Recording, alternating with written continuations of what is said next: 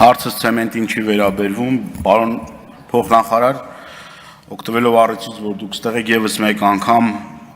ստիպված եմ խնդիրը բարձրացնել, հարցը հետեւյալն է, Վրաստանի Հանրապետությունում արդեն տևական ժամանակ է, մոտ ամիս ու կես է, կոնյակ արտադրող մեր գործարարների բեռները ապօրինաբար խոչընդոտվում է իրենց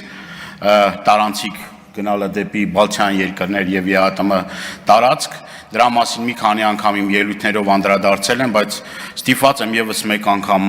ձեզ հիշեցնել, որ Հայաստանի Հանրապետությունը իր վրա վերցրել է պարտականություն նաեւ իր քաղաքացիների եւ իր արտադրողների շահերը պաշտպանելու եւ այս հարցի վերաբերյալ մի քանի անգամ նախարարը խոստացել է, որ այդ հարցին լուծում կտրվի, բայց մինչև այսօրս որևէ մի լուծում չի արժանացել, տնտեսվարողները կրում են միլիոնավոր դոլարների վնասներ, բացի այդ խաղաղագործներից եմ նաև ես դիմումներ ստանում, որ այսպես որ շարունակվի ստիպված կլինեն նաև իրենց այգիները քանդել,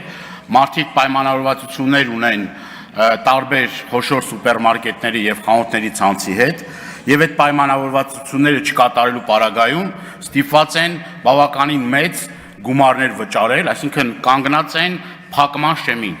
Հիմա այդ հազարավոր մեր քաղաքացիները, որ տարբեր կերպ փոխկապակցված են այդ աշխատանքների հետ, ինչ պատասխան եք դուք տալիս։ Հիմա խնդրում եմ նաեւ ձեր եզրափակիչ ելույթին ասեք ինչ եք արձանագրել կոնկրետ հստակ, որ մեր արտադրողները իմանան, միջև երբ է շարունակվելու այս վիճակը, կրկնեմ, դա տարանցիկ բեռ է, տարանցիկ բեռը իրավունք չունի կանգնեցվելու եւ ամիսներ շարունակ այդտեղ պահելու, որևէ պատասխան չեն տալիս այդ մարդկանց, որևէ պատասխան չի տրվում։ Եվ այս հարցին մենք պիտի պատասխաններ տանք, որովհետև կրկնում եմ, դա մի մարդ չի, երկու մարդ չի, հազարավոր աշխատատեղերի խնդիր է եւ նաեւ ֆինանսական հսկայական կորուստներ ա կրում։